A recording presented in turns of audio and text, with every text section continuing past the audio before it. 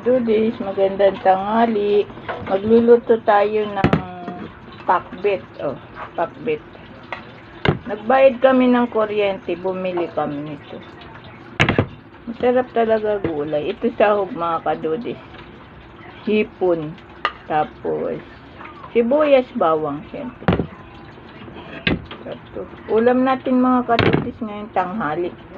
Hanggang gabi na. Para makatipid.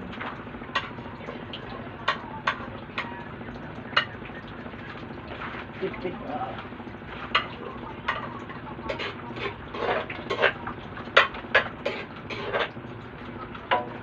Ito natin mga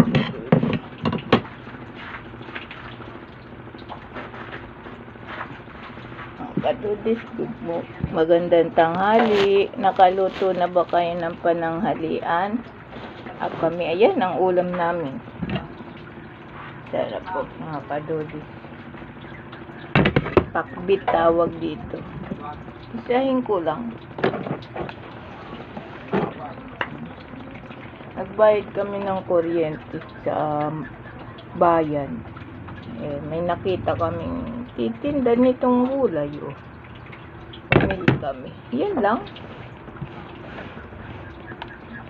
Tuin natin.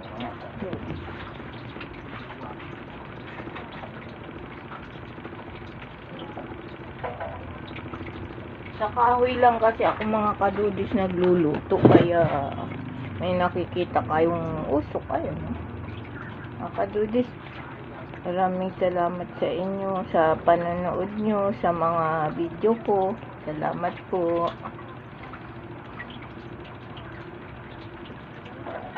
Sarap mga kadudis.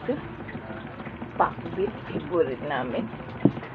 Kapag sarap nga nito mga kadudis gata kaya lang masila ng tiyan ng mga anak ko.